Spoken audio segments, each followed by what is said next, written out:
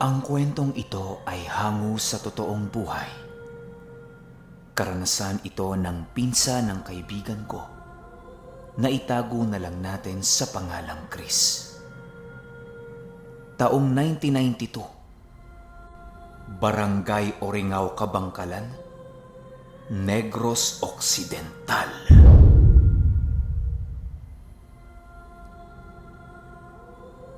Itong mga panahong ito, kasagsagan ng mga rebelde sa kabundukan ng Oringao. Marami ang nasalanta ng mga ito sa halos lahat ng bulubunduking bahagi ng Kabangkalan. Isa nga dito ay ang aming barangay. Nasa edad 12 ako noong mga panahong yon. At sa murang edad ay naranasan ko ang pagmamalupit ng mga rebelde. Linawin ko lang, si Chris yung nasa loob ng kwento. Pinatay nila ang mga magulang ko dahil napagbintangan sila ng mga rebelde na nakikipagsabwatan sa mga militar. Ang tatay ko ay isang kagawad sa aming barangay at ang nanay ko naman ay sekretarya ng isang hasyenda sa amin. At dahil sa maaga kong naulila, lumaki ako sa pangangalaga ng mga lolo ko. Hindi maitatanggi na may kaalwanan kami sa pamumuhay dahil napakalawak ng lupain na pagmamay-ari ng lolo ko. Ngunit dahil sa mga rebelde, hindi namin magamit ng maayos ang lupain. Makapagtaniman kami at makapag-ani, napupunta naman ito sa mga rebelde. Wala naman magawa ang lolo ko dahil kung hindi siya papayag, papatayin kaming lahat ng mga ito. Konting background lang sa lugar namin. Dito kasi iikot ang buong kwento. Ang lugar namin ay napapaligiran ng napakalawak na tubuhan na ang karamihan ay pagmamay-ari ng pamilya ng lolo ko. Nasa paanan kami ng isang bundok na humahati sa dalawang probinsya ng Negros, ang Oriental at Occidental. At dahil malapit na kami sa Oriental, napakaraming mga Cebuano sa aming lugar. Isa nga dito ay ang kabo ng lolo ko na si Manong Mario. Lumaki sa bayan ng Dumaguete itong si Manong Mario. Nagsimulang magtrabaho sa lolo ko bilang tagagapas ng tubo. Nakitaan ng lolo ko ng sipag, kaya ginawang kabo o yung tagabantay sa mga nagtatrabaho. Kung titingnan ay pangkaraniwan lamang itong si Manong Mario. Pero ang hindi alam ng lahat, isa itong malakas at matinik na antingero. Paano ko nalaman? Nakita lang naman ng dalawang mata ko ang kanyang abilidad. Nagsimula ito nung minsang nagpagapas ng tubo ang lolo ko. At dahil si Manong Mario ang kabo, tungkulin niya ang bantayan ng mga nagtatrabaho upang mabilis matapos ang ginagapas nila. Naghahabol kasi ng mahal na presyo ang lolo ko. Gawa ng kakabukas pa lamang ng Sentral Azucarera noong mga panahong yon. At tiyempo namang nasa tamang gulang ang tubo ni lolo, kaya agad na niya itong ipinagapas. Mas maaga, mas mahal ang bili ng sentral. Napansin ni Manong Mario na may ilang katao ang nakaupo sa isang puno ng kahoy. Hindi pa oras ng pahinga noon, kaya nilapitan niya ito upang sitahin. Hoy kayo dyan, di pa oras ng pahinga. Balik na muna kayo sa trabaho. Wika ni Manong Mario at halatang inis ang mga taong yon sa kanya. At nang sumapit ang hapon ng Biyernes at sa hura ng mga manggagawa, kaya isa-isa silang pumipila sa harap ng lamesa ni Manong Mario. At nung tumapat na yung mga lalaki kanina, pasimple silang binulungan ni Manong Mario. Ayusin niyo ang trabaho niyo kung gusto niyo may sweldo pa kayo sa susunod na linggo. Mahinang wika nito na mas lalo namang nagpayamot sa mga lalaki. At nang dumaan sila sa tapat ko, narinig ko yung isa sa kanila na nagsalita ng, "Mamaya ka sa akin, tanda." At dahil dito, sinabihan ko si Manong Mario na may balak na masama sa kanya yung mga lalaki. Pero tumawa lang siya at sinabihang hayaan ko lang daw kasi wala naman silang magagawa. Pagsapit ng dilim at pauwi na si Manong Mario sa kubo niya, naisipan ko itong sundan ng palihim. Hindi nga ako nagkamali dahil inabangan siya ng mga lalaking yon. At meron silang hawak na mga ispading o yung itak na ginagamit panggapas ng tubo. "Magandang gabi sa iyo, Cabo Mario!" Bati ng isang lalaki. Magandang gabi din. Ano't nasa labas pa kayo? Gabi na. Tugon ni Manong Mario. "May inaabangan kasi kami na malaki ang pagkakasala sa amin." Wika ng isa sa mga kalalakihan. Pinapakiramdaman ko lang si Manong Mario. At dahil nakatapat sila sa liwanag ng streetlight, kitang-kita ko ang mga galaw nila. Si Manong Mario, nakatayo lang at makikita mong walang takot sa katawan. Nang bigla na lang nagsalita ang isa sa mga kalalakihan. Alam mo ba, Cabo Mario? Masyado ka nang mapapil eh. Napakapakialamero mo! Wika nito sabay unday ng taga kay Manong Mario. At laking gulat ko kasi alam kong tumama yung espading kay Manong. Pero nakita ko din na nanlalaki ang mata ng isa sa mga lalaki dahil nakapatong lang ang talim ng espading sa balikat ni Manong Mario. Walang dugo. At nang subukan niya ulit tagain si Manong, sinalo ni Manong ang kamay nito at pinilipit hanggang sa nabitawan nung lalaki yung espading na hawak niya. Habang hawak niya ang kamay nung isa, ay pinagtatadyakan niya yung dalawa pa. At nung bumagsak na sa lupa yung tatlo, nagsalita si Manong Mario. Umuwi na kayo bago pa magdilim ang paningin ko. Uwi! At nagkandara pang umuwi ang tatlong kalalakihan. Ngunit nagbanta ang isa sa mga lalaki na babalikan nila si Manong Mario. Kinabukasan sa trabaho, nandun ulit ako at pinagmamasdan si Manong Mario habang naglilibot sa mga nagtatrabaho. Masama pa din ang titig ng tatlong lalaki sa kanya. Bagaman alam niya ito, ay hindi na lamang niya binibigyan ng pansin. At sa tuwing lalapit siya dito, agad naman silang lumalayo. Parang takot na takot ang mga ito. Dahil sa sobrang pagkamangha ko kay Manong Mario, nilapitan ko ito isang hapon at tinanong, "Manong, may tatanong po sana ako sa inyo." Bungad ko dito. Oh, Chris, ikaw pala. Ano yun? Tugon nito. Hindi na ako nagdalawang isip pa. Agad ko na tinanong sa kanya ang tungkol sa nangyari nung nakaraang gabi. Nanlaki ang mga mata niya dahil hindi niya akalain na alam ko ang nangyari nung gabing hinarang siya ng mga lalaki. Sinabi ko ding nakita ko ang pagtaga nung lalaki sa kanya. Ngumiti siya at pinaupo ako sa tabi niya. Oh, totoo yung mga nakita mo. Hindi nga ako tinablan ng taga. Dahil yun dito. Wika nito, sabay pakita ng kanyang suot na kwintas na gawa sa tanso. At may mga nakasulat dito na hindi ko maintindihan.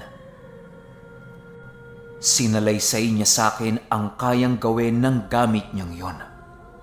Kaya nitong magbigay ng kabal at kunat ng balat na maging bala ng barel ay hindi katatablan kapag nagawa mo ng tama ang pagdedebosyon sa gamit na yon. At bukod sa gamit niyang yon, ay may ipinakita pa siya sa aking isang maliit na kulay itim na libro. At ang sabi niya, mga dasal ang laman nun. Hindi ko naman pinansin kung ano ang mga dasal na yon. Kasi nga, bata pa ako. At pag sinabing dasal, ang pumapasok lang sa isip ko ay Ama Namin at ang dasal ng Santo Rosario. Naging madalas ang pagpunta ko sa bahay ni Manong Mario. Hanggang isang gabi, biglang lumakas ang ulan. Nagpasya ko na sa kanya na muna matulog. Siya na lamang ang kakausap sa lolo ko kinabukasan. Pumayag naman at habang naghahapunan kaming dalawa, sinabi niya sa akin na gusto niya akong turuan at huwag ko lang daw ipagsasabi sa iba ang mga natututunan ko. Unang itinuro ni Manong Mario sa akin ay kung paano magdebosyon at ang gamit na pinagpadebosyonan niya sa akin ay ang medalyon ng San Benito. Itinuro niya sa akin ang mga dasal na dapat kong sambitin at binigyan niya din ako ng dasal na panglinis. Maging ang dasal ng Anima Christi ay ibinigay niya sa akin. Nagdebosyon ako ng 40 araw simula sa unang Biyernes ng buwan. At sa loob ng mga araw na yon ay lagi akong nasa tabi ni Manong Mario upang mabantayan niya ako at masiguro na hindi ako lalabag sa mga alituntunin ng pagdedebosyon. Naging matagumpay ang pagdedebosyon ko ayon kay Manong Mario. At dumating nga ang araw na nasubukan ang bisa ng aking medalyon. Isang gabi, habang pauwi kami ni Manong Mario mula sa kanila, pagkatapos ng mga aralin ko sa kanya, ay nakaramdam ako ng kakaibang pag-init mula sa medalyong suot-suot ko. Kaagad kong sinabi yon kay Manong Mario. Maging siya pala ay nararamdaman ang panganib sa paligid. Ang tabi ng daan namin pauwi sa bahay ng lolo ko ay purong kawayan. Puro kawayan yon sa magkabilang gilid. Laking gulat ko nang biglang nagtugtungan ang dalawang dulo ng kawayan at unti-unti itong nagbuo ng isang pabilog na daanan. At sa gitna ng daan ay may nakita kaming isang napakalaking aso. Ayon kay Manong Mario, isa yung bagat. Uri ng aswang na nananambang ng mga taong naglalakad sa daan tuwing 10 oras ng gabi. Sinabihan ako ni Manong Mario na maglakad ng diretsyo at huwag magpakita ng takot dahil kapag naamoy ng bagat ang takot sa iyo, siguradong lalapain ka nito. Sinunod ko ang kanyang sinabi at paglagpas namin sa nilalang, kaagad din itong naglaho. Ngunit hindi namin inaakalang may kasunod pa pala na mananambang sa amin. At sa pagkakataong ito ay talagang sinunggaban na kami ng nilalang.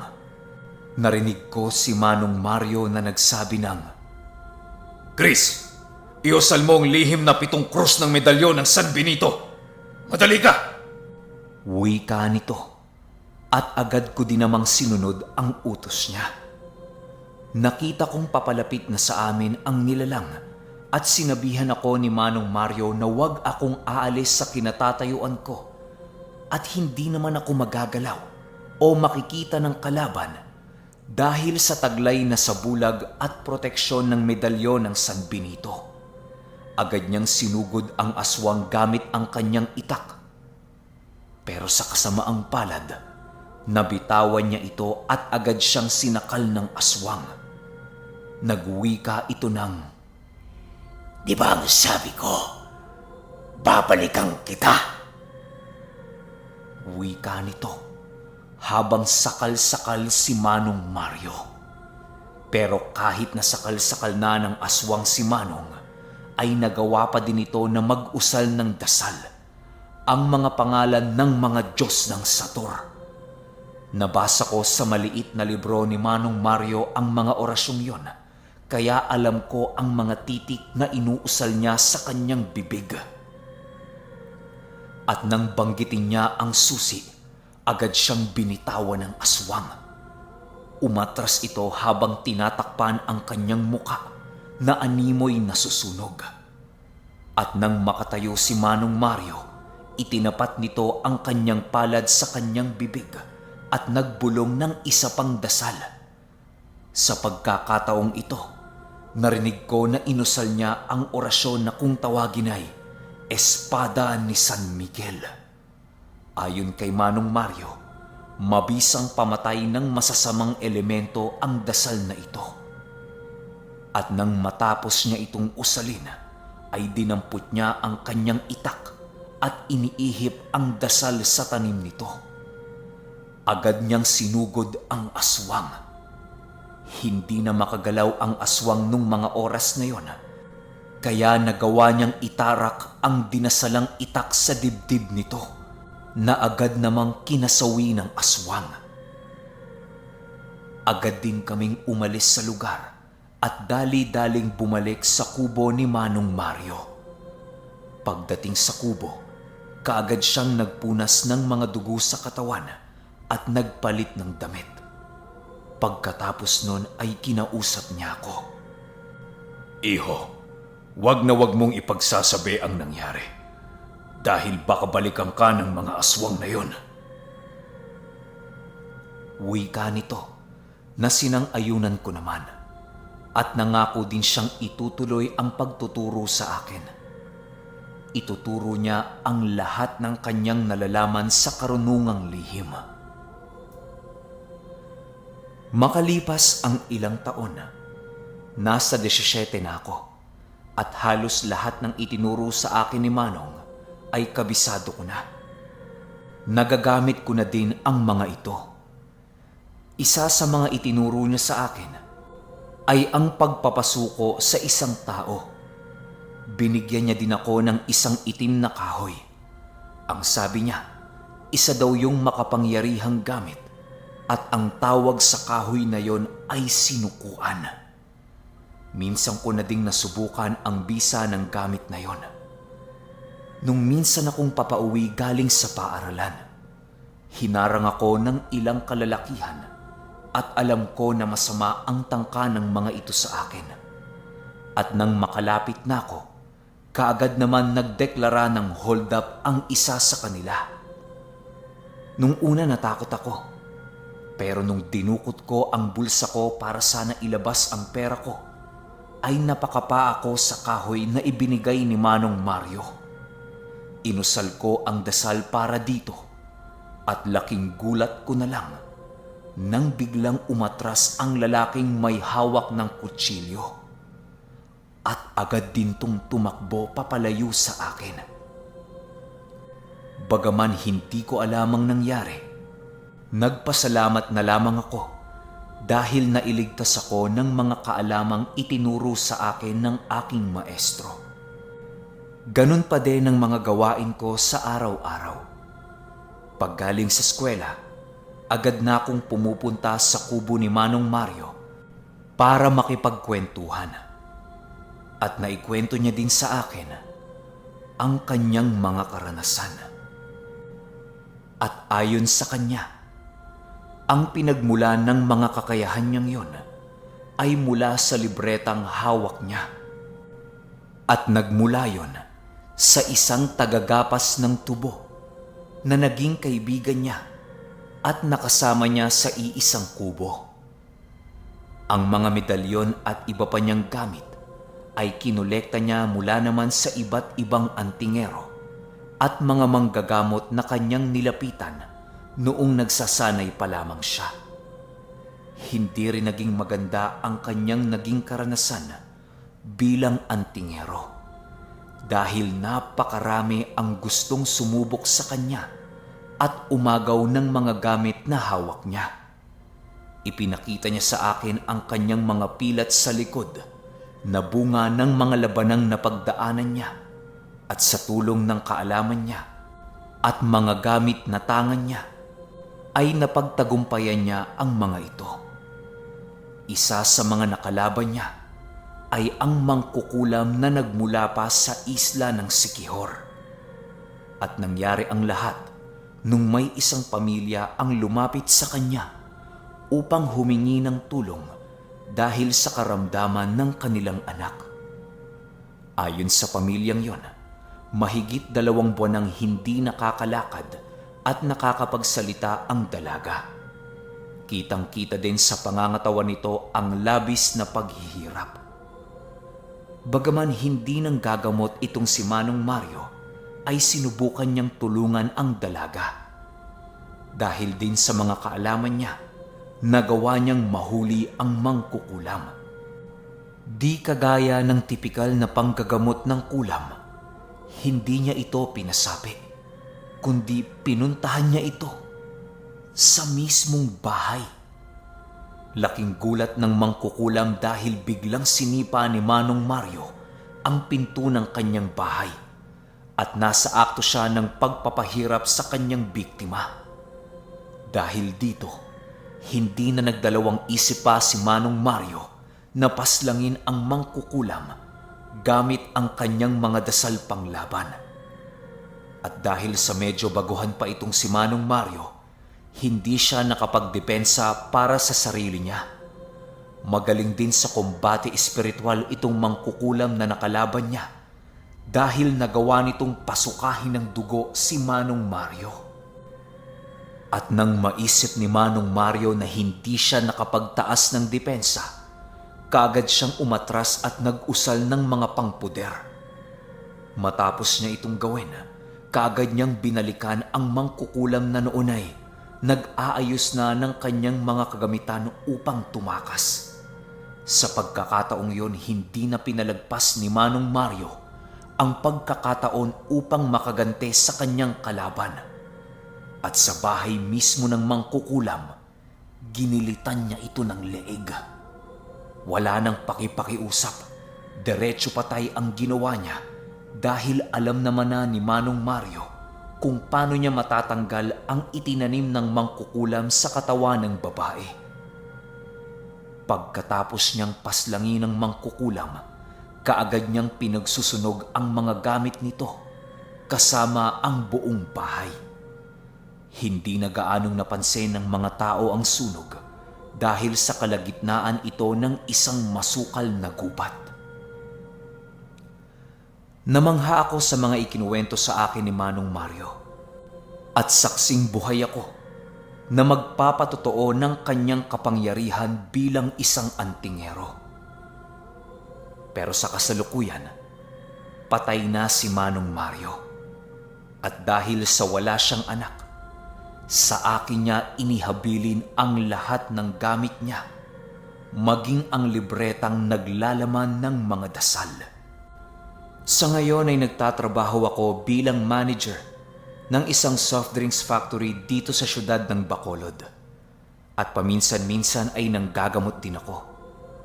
Ngunit kahit na alam ko na may taglay akong malakas na mga gamit, minabuti ko ang mamuhay ng normal dahil ang lahat ng aral na aking natutunan kay Manong Mario ay may kaakibat na mga aral na ang kapangyarihang ipinagkaloob sa tao, kailanman ay hindi mapapantayan ang kapangyarihan ng Diyos. Dahil siya pa din ang may likha ng lahat ng bagay sa mundo. Maging mapagkumbaba ka at gamitin sa kabutihan ang iyong mga natutunan. Lagi mong isaalang-alang ang kapakanan ng nakararami. Iwasan ang pagiging makasarili. Dahil ito ang maaaring makapaglayo sa iyo sa Diyos at sa kapwa mo. Irespeto mo din ang lahat ng may buhay. Bilang isang taong pinili, ay katungkulan mo ang pangalagaan ang balanse ng magkabilang mundo. Humayo ka, Chris, at tumulong sa abot ng iyong makakaya. Yan ang mga huling kataga na binitiwan sa akin ng aking guro bago siya mamatay. At lagi kong isa sa puso ang mga aral na itinuro sa akin ng aking maestro na si Manong Mario, na maipagmamalaki ko na isang malakas na antingero.